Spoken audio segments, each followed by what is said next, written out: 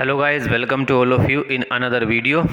तो आपकी class 11th की केमिस्ट्री चल रही है, चैप्टर 2 चल रहा है, परमाणु की संरचना। पहला हेडिंग तो हम बहुत पहले देख चुके हैं, ये लगातार वीडियो बना रहा हूँ मैं। आज अगला वीडियो है सर, और इसका जो पहला हेडिंग है वो इस वाली वीडियो का पहला हेडिंग है। कभी आप सोचे कि परमाणु की संरचना का ये पहला हेडिंग है, तो परमाणु की संरचना चल रही है भैया। आज पढ़ रहे हैं विद्युत चुम्बकीय विकिरण की तरंग प्रकृति। तो देखो, दो चीज़ तो इसमें पहले से ही आ गई, विद्युत और चुंबक, दोनों चीज़ आ गई। फिर दो शब्द हो रहा है, विकिरण और तरंग। ठीक, तो विद्युत चुंबकीय विकिरण कहूँ या विद्युत चुंबकीय तरंग कहूँ, दोनों का मतलब सेम होता है। तो भैया 1870 के आरंभ में जेम्स क्लार्क मैक्सवेल ने बताया कि जब विद्युत आवेशित कणों को, ये ध्यान रखना है इसका मतलब क्या है, विद्युत आवेशित कणों को क्या किया जाता है, त्वरित किया जाता है, तो एकांतर विद्युत एवं चुंबकीय क्षेत्र उत्पन्न होते हैं। एकांतर मतलब एक साथ दोनों विद्युत और चुंबकीय क्षेत्र क्या होते हैं, पैदा होते हैं। सिंपल सी बात है, 1870 में जेम्स क्लार्क मैक्सवेल ने बताया कि भैया जब विद्युत आवेशित कणों को त्वरित किया जाता है तो एकांतर विद्युत एवं चुंबकीय क्षेत्र उत्पन्न होते हैं, दोनों क्षेत्र उत्पन्न होते हैं।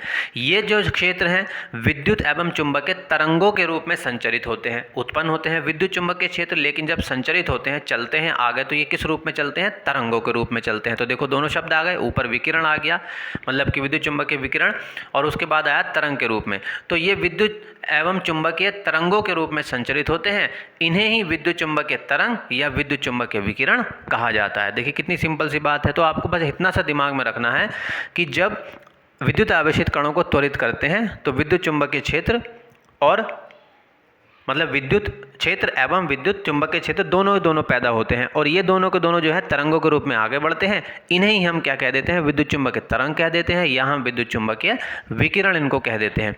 अब एक एग्जाम्पल, प्रकाश भी जो है वो विकिरण का ही एक रूप है।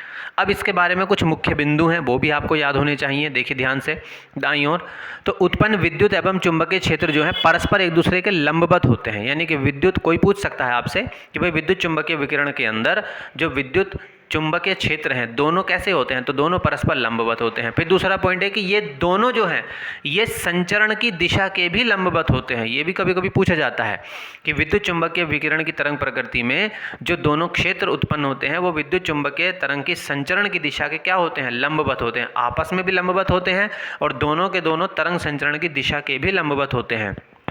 फिर अगला पॉइंट, विद्युत चुंबकीय तरंगों को संचरण के लिए माध्यम की आवश्यकता नहीं होती है, ये निर्वात में भी गमन कर सकते हैं। ये याद रखने वाली बात है, मतलब इनके लिए माध्यम हो या ना हो इससे कोई फर्क नहीं पड़ता है, ये आराम से संचरण कर सकती हैं, चल सकती हैं, जा सकती हैं। अगला पॉइंट है, विद्युत चुंबकीय विकिरण कई प्रकार के होते हैं।